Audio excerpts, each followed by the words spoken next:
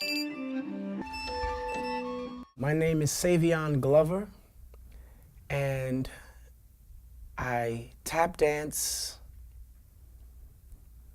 Yeah.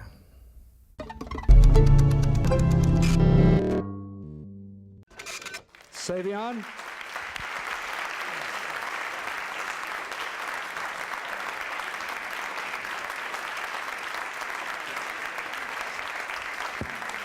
Take it away. Thank you.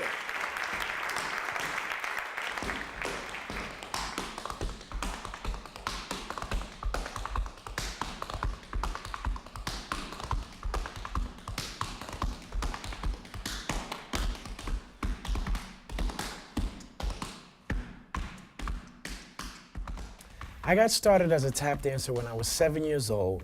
I used to play in a band called 3 Plus. There were three brothers from Teaneck and myself. We were playing all around the tri-state area until we played at a benefit for Benny Clory, who was a tap dancer who had become paralyzed. This benefit was at Hines and Hatchett Dance School. And at that benefit, Frank Hatchett announced that you can sign up for tap classes, and my mother signed myself and my two older brothers. She signed us up, and I was 7 years old when that started, and that's how I started tap dancing. I had no influences in the beginning when I first started. I was just going, and I was, I fell in love with the dance. You know, I was born and raised in Newark, New Jersey, and to come over to New York every Saturday, that was a big deal for us. So I liked the whole scene of doing that. It wasn't until later on, as I continued to tap dance, and I had the great opportunity to meet the greatest tap dancers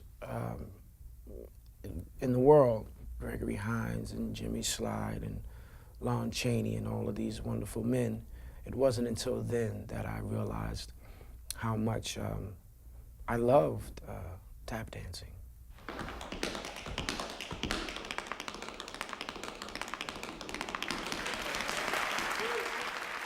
Because of the history of tap dance, some of the, idiotic stereotypes, some of the most idiotic stereotypes still exist. Whether they're kids my age or older, when they say, hey, don't you tap dance? And they do like a little, I don't know what they're doing. That's because of the history. You know, it comes from that, the minstrel era and the whole, what we call the vaudeville circuit. You know, tap dance was always the butt end of a joke. That bothers me, and that has bothered a lot of serious tap dancers for many years. So until we can erase those stereotypes and continue to educate the viewer, the listener, and presenter, we will always be faced with those obstacles.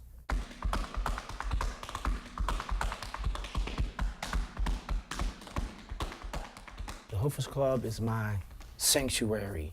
I've been fortunate enough to be able to create my own situation in Newark with my school and my body of faculty.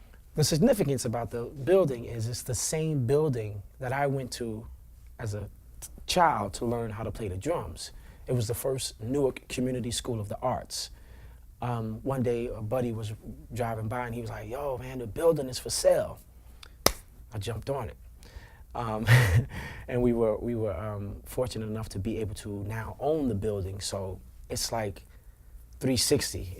I go into one area in that building and it's the same room that I learned how to play the drums, and I just say, wow, here we are 30 years later and I'm back where I started. But what I do there, my approach to dance, it is not,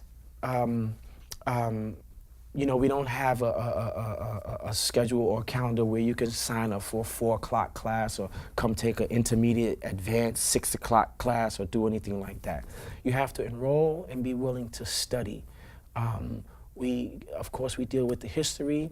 We allow the students to not tap dance, but just express themselves. I've realized over the years that tap dancing is not a bunch of technical terms like shuffle, hop, flap, cramp, roll, pull back, maxi forward, ball change. It is so much more than just those terms. And that's what we allow the students, kids, adults to identify with. An approach to the dance that is holistic, honest, and true to what they are. I do dance education versus dance class.